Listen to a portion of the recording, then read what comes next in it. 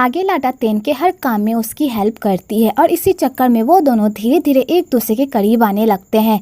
तो लाडा तेन को कहती है अगर तुम्हें किसी भी चीज़ की ज़रूरत पड़े तो तुम मुझे बुला लेना। तो तेन कहता है ठीक है और तेन सोने के लिए चला जाता है। दूसरी तरफ सिया सोई का जीना हराम कर रहा होता है तो सोई भी डरकर एक बार सिया को मुंह तोड़ जवाब दे देती है और कहती है मैं तुम्हारे पैसे नहीं दूंगी तो तुम क्या कर लोगे। तो सिया भी कोई कच्चा खिलाड़ी नहीं होता, वो सोई को धमकी देता है कि अगर उसने उसके पैसे वापस नहीं किए तो वो उसके शरीर के टुकड़े टुकड़े कर देगा। और सिया सोई को इस तरह धमकाता है कि बेचारी सोई पूरी तरह डर जाती है और उसके दिल में सिया का खौफ बैठ जाता है। अगले दिन सब साथ में डिनर कर रहे होते हैं तो ताई एक मौका भी नहीं छोड़ता तेन और लाडा को करीब लाने का। तो लाडा भी खुशी खुशी तेन के सारे काम करती है और तेन को ये सब देखकर बहुत ही अच्छा लगता है। आगे ताई और गांडा में शादी की डेट को लेकर लड़ाई हो जाती है क्योंकि गांडा अपनी शादी सही मुहूर्त पर करना चाहती है और उसका सही मुहूर्त 1 साल बाद का निकलता है। तो ताई गांडा को कहता भी है कि मुझे इन सब पर भरोसा नहीं है, चलो हम लोग शादी कर लेते हैं। पर गांडा ताई की एक बात भी नहीं सुनती, उसे शादी की जल्दी भी होती है पर वो डेट के हिसाब से भी चलना चाहती है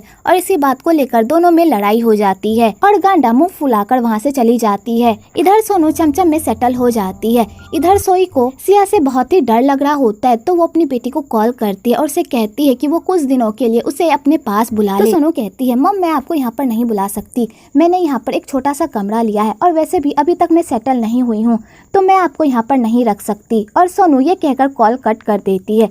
तो बेचारी सोई को अपनी बेटी पर बहुत ही गुस्सा आता है क्योंकि उसकी बेटी मुसीबत के वक्त में उसके काम नहीं आ रही होती है। दूसरी तरफ साउथ तेन और लाडा को एक दूसरे के और करीब लाने के लिए लाडा के सामने ऐसी एक्टिंग करती है कि तेन अपने हाथ की वजह से बहुत ही परेशान है, उसे बहुत सारा काम करना पड़ लेकिन वो अपने हाथ की वजह से काम नहीं कर पा रहे। मैंने उन्हें कहा भी कि आप आराम कर लीजिए, आपका हाथ ठीक नहीं है, पर उन्होंने मेरी बात नहीं मानी क्योंकि उनके लिए सबसे इम्पोर्टेंट काम है ना, वो अपने काम पर कंप्रोमाइज नहीं कर सकते। तो लाडा को ये सब सुनकर बहुत ही बुरा लगता है क्योंकि तेन की ऐसी हालत उसी की वजह से हुई होती है। तो लाडा तेन के पास जाती है और कहती है क्या मैं तुम्हारी कोई हेल्प कर सकती हूँ।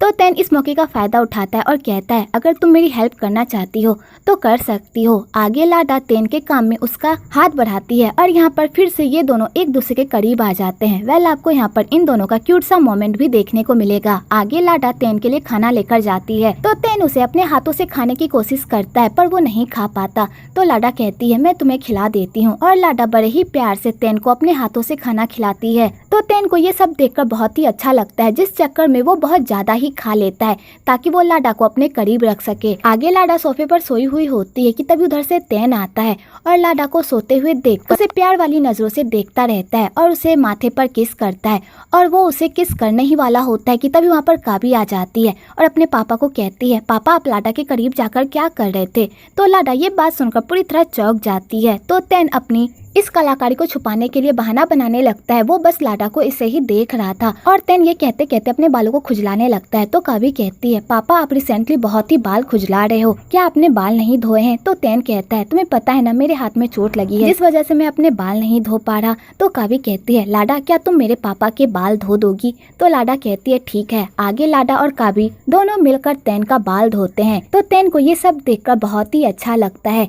आगे लाडा तेन के बाल सुखाती है तो तेन लाडा से पूछता है क्या तुमने कभी किसी और मर्द के बाल धोए हैं। तो लाडा कहती है नहीं। तो तेन ये सुनकर बहुत ही खुश होता है। आगे तेन लाडा से पूछता है क्या तुम अब भी मुझसे नफरत करती हो, क्या तुम्हें अब भी लगता है कि तुम्हारे पापा के मौत में मेरा हाथ है। तो लाडा कहती है अब मुझे ऐसा नहीं लगता, अब मैं समझदार हो गई हूँ और मुझे पता चल गया है कि मेरे पापा की मौत में तुम्हारा कोई हाथ नहीं था। तो तेन ये सुनकर बहुत ही खुश होता है और वो लाडा को किस करने ही वाला होता है कि तभी कावी उन दोनों के किस में खलल डालने के लिए आ जाती है और यहाँ पर फिर से इन दोनों की किस पूरी होते होते रुक जाती है। इधर सोई सिया से इतना डर जाती है कि वो लाडा के पास जाती है उसके घर में कुछ दिन रहने के लिए। तो लाडा कहती है मैं तेन से इस बारे में बात करके आपको बताती हूँ आंटी। दूसरी तरफ ताई गांडा को मनाने के लिए उसके घर जाता है और ताई गांडा को मनाने की कोशिश करता है पर गांडा उल्टा ताई पर ही भड़कने लगती है और उसे धमकी देती है कि अगर वो इस तरह ही बिहेव करता रहा तो वो उससे ब्रेकअप कर लेगी। तो ताई को भी गुस्सा आ जाता है और वो गुस्से से वहाँ से चला जाता है कि तभी काई ताई को एक वीडियो सेंड करता है जहाँ पर वो दोनों रंग रलियां मना रहे होते हैं। तो ताई जैसे ही गांडा का वो वीडियो देखता है उसका तो खून ही खौल उठता है और वो सीधा गांडा के पास जाता है और कहता है मुझे लगा था तुम मुझसे प्यार करती हो लेकिन तुम मुझे धोखा दे रही हो, मैं हमेशा तुम्हारी सारी बातों को टॉलरेट कर लेता था, क्योंकि मुझे लगता था कि तुम मुझसे प्यार करती हो, लेकिन मुझे नहीं पता था कि तुम मेरे पीठ पीछे तो गुलछर्रे उड़ा रही हो। तुम मुझसे ब्रेकअप क्या करोगी, मैं खुद ये रिश्ता तोड़ता हूँ। और ताई गांडा से अपने सारे रिश्ते तोड़कर वहाँ से जाने लगता है। तो गांडा ताई को रोकती है और उसे समझाने की कोशिश करती है कि इसमें उसकी कोई गलती नहीं है।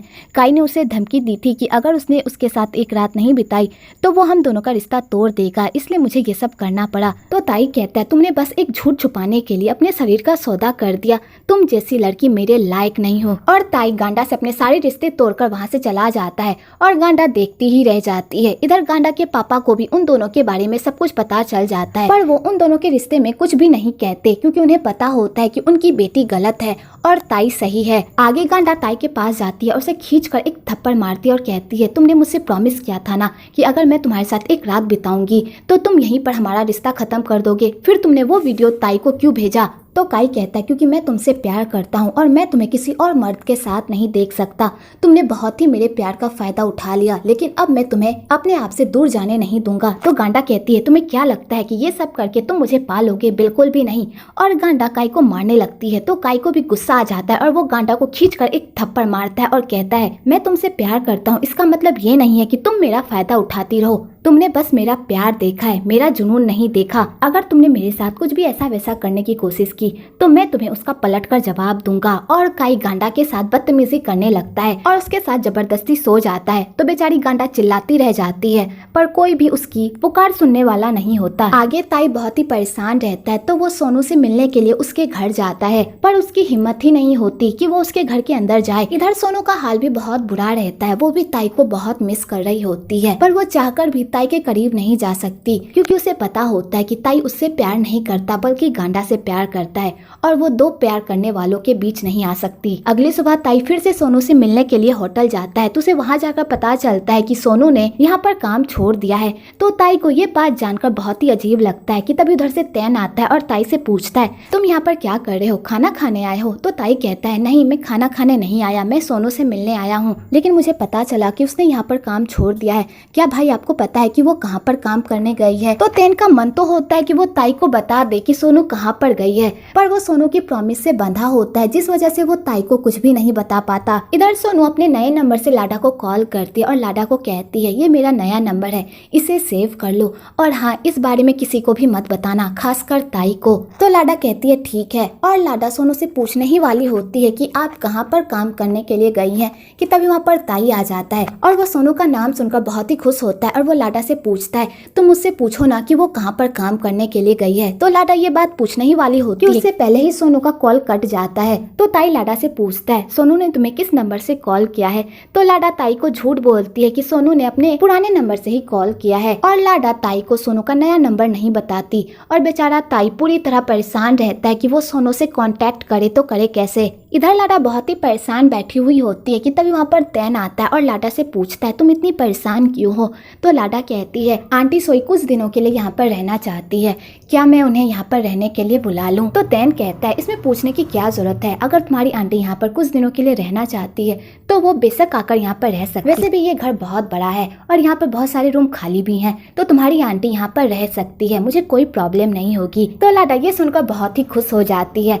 आगे तैन और लाडा फिर से एक दूसरे के करीब आ जाते हैं और तैन लाडा को किस करने ही वाला होता है कि तभी लाडा बहाना बनाकर वहाँ से चली जाती है और तैन देखता ही रह जाता है। अगली सुबह लाडा अपनी दोस्त को कल रात की पूरी बात बताती है, तो उसकी दोस्त ये बात सुनकर तो खूब हंसती है और कहती है तुमने इतना अच्छा मौका कैसे गवा दिया, अगर मैं तुम्हारी जगह होती तो मैं तैन को कब का किस कर लेती। तुम्हें भी पता है कि वो तुमसे प्यार करता है और तुम भी उसे पसंद करती हो, तो फिर एक दूसरे के साथ संबंध बनाने में क्या प्रॉब्लम है। तो लाडा कहती है पता नहीं क्यों जब भी मैं उसके करीब जाती हूँ तो मेरा दिल जोरों से धड़कने लगता है और मुझे डर भी लगने लगता है। तो उसकी दोस्त कहती है आखिरकार तुम्हें डर किस बात का लगता है, तुम्हें भी पता है कि तैन बहुत ही अच्छा लड़का है, तो फिर तुम क्यों डर रही हो। तो लाडा कहती है तुम्हें पिछली बार की बात याद नहीं है, जब मुझे तैन ने किस किया था तो मैं बेहोश हो गई थी। तो उसकी दोस्त कहती है तब की बात अलग, तभी तैन ने तुम्हें अचानक किस कर दिया था जिस वजह से तुम अपने आप को नहीं संभाल पाई, लेकिन इस बार तुम दोनों एक दूसरे की मर्जी के हिसाब से कर रहे थे, फिर क्या प्रॉब्लम हो गई। और लाडा की दोस्तों से बहुत ही समझाती है। आगे लाडा को पता चलता है कि विन फिर से यूएस जा रहा है, वो भी उसकी वजह से। तो लाडा को बहुत ही बुरा लगता है। आगे लाडा विन से अकेले मिलती है और कहती है मुझे पता है आप मुझे पसंद करते हैं, लेकिन मैं आपको पसंद नहीं करती। मैं बस आपको अपना एक भाई मानती हूँ और मैं चाहती हूँ कि ये रिश्ता पूरी जिंदगी हमारा कायम रहे। इसलिए प्लीज मुझे आप प्यार करना बंद कर दीजिए और अपनी लाइफ में आगे बढ़िए, क्योंकि मैंने बचपन से सिर्फ आपको अपना एक भाई माना है। इसलिए मैं चाहती हूँ कि हम दोनों के बीच भाई बहन का रिश्ता बना रहे, ताकि बाद में चलकर किसी को भी प्रॉब्लम ना हो। और लाडा विन को इतने अच्छे से समझाती है कि विन भी मान जाता है और लाडा को अपनी बहन मान लेता है। इधर तेन लाडा का घर में इंतजार कर रहा होता है और वो लाडा की वजह से कपड़े भी चेंज नहीं करता, क्योंकि वो चाहता है कि लाडा आए तो वो उसके कपड़े चेंज करे, पर लाडा आते ही नहीं। तो तेन बहुत ही परेशान हो जाता है कि तभी तेन की नजर विन और लाडा पर पड़ती है, जो एक दूसरे के साथ बहुत ही हंसी मजाक कर रहे होते हैं। तो तेन को गलतफहमी हो जाती है कि विन लाडा का बॉयफ्रेंड है और वो दोनों एक दूसरे के साथ बहुत ही खुश हैं। और कल रात लाडा ने उसे किस करने इसलिए नहीं दिया क्योंकि वो विन से प्यार करती है। तो तेन को ये बात जानकर बहुत ही गुस्सा आता है और उसे जलन भी होती है। दूसरी तरफ सोई सिया से बचने के लिए जाकर होटल में रहने लगती है, लेकिन सिया के बंदे वहां पर भी पहुंच जाते हैं और सोई को धमकाने लगते हैं, जिस वजह से सोई पूरी तरह डर जाती है और उसके पास जाने के लिए कोई जगह नहीं बचती। अगली सुबह भी सब डिनर कर रहे होते हैं, तो तेन यहाँ पर भी लाडा से दूरी बनाकर रखता है, उसे अपना कोई भी काम करने को नहीं देता। तो लाडा को बहुत ही अजीब लगता है। आगे सोई सीधा तेन के पास जाती है और उसे बता देती है कि वो जुए में 10 मिलियन हार गई है, प्लीज इस बार वो उसकी हेल्प कर दे। तो तेन कहता है 10 मिलियन मेरे लिए मामूली है और मैं आपकी हेल्प कर भी देता, अगर आप ये पैसे मुझसे किसी और काम के लिए मांगती या अपने आप पर खर्च करने के लिए मांगती, लेकिन आप ये पैसे मुझसे जुए के लिए मांग रही हैं, जो मैं आपको कभी भी नहीं दूंगा। तो सोई तेन के सामने गिड़गिड़ाती भी है, पर तेन उसकी एक बात भी नहीं सुनता और उसे पैसे देने से मना कर देता है। तो बेचारी सोई पूरी तरह पगला जाती है और वो लाडा के पास जाती है ताकि लाडा तेन को प्रेशराइज करके उससे सोई के 10 मिलियन निकलवा सके। तो लाडा कहती है आंटी मैं इतने सारे पैसे तेन से नहीं मांग सकती, वैसे आपको क्या जरूरत थी जुए खेलने की, आपको पता है ना पापा ने जुए में क्या किया था, फिर आपके उनके नक्शे कदम पर कैसे चल सकती हैं। तो सोई कहती है मुझसे गलती हो गई, प्लीज लाडा एक बार मेरी हेल्प कर दो, तुम तेन के सामने अपने लटके झटके दिखाकर उसे 10 मिलियन निकलवा लो ना। तो लाडा कहती है आंटी ये सब तेन के सामने काम नहीं करने वाला, और वैसे भी तेन ने मुझे आज तक नहीं छुआ है, अगर उसके सामने मैं अपने लटके झटके भी दिखाऊं तो भी तेन पैसे नहीं देगा। तो सोई जैसे ये सुनती है कि तेन और लाडा के बीच पति पत्नी वाला कोई रिश्ता नहीं है, तो सोई के दिमाग में एक आइडिया आता है और वो लाडा को कहती है तुम टेंशन मत लो, मेरे पास एक आइडिया है इन सबसे बाहर निकलने का। और सोई ये कहकर वहाँ से चली जाती है। इधर सोई सीधा सिया के पास जाती है और कहती है मुझे तुमसे एक डील करना है, 10 मिलियन के बजाय मैं तुम्हें लाडा दूंगी, जैसे मैंने तुम्हें पहले प्रॉमिस किया था। तो सिया कहता है तुम्हारा दिमाग तो खराब नहीं हो गया है सोई, मैं अब उस सेकेंड हैंड माल का क्या करूंगा, जब वो फ्रेश थी तब तो तुमने उसे मेरा होने नहीं दिया, और अब चाहती हो कि मैं उस सेकेंड माल को यूज करके तुम्हारे 10 मिलियन माफ कर दूं, बिल्कुल भी नहीं। तो सोई कहती है लाडा अब भी फ्रेश है, तेन ने उसके साथ कुछ भी नहीं किया है, वो दोनों पति पत्नी जरूर हैं बस नाम के, इसलिए अभी तुम्हारे पास मौका है लाडा को अपना बनाने का। तो सिया जैसे ये सुनता है उसके मुंह में तो पानी आ जाता है और वो सोई को कहता है अगर तुमने इस बार ये डील पूरी कर दी तो मैं तुम्हारे सारे पैसे माफ कर दूंगा, लेकिन अगर इस बार तुमने कोई भी गड़बड़ी की तो मैं तुम्हें जिंदा नहीं छोड़ूंगा। तो सोई कहती है ठीक है, लेकिन बस मुझे थोड़ा मौका दो, मैं बहुत जल्द लाडा को तुम्हारे पास लेकर आ जाऊंगी।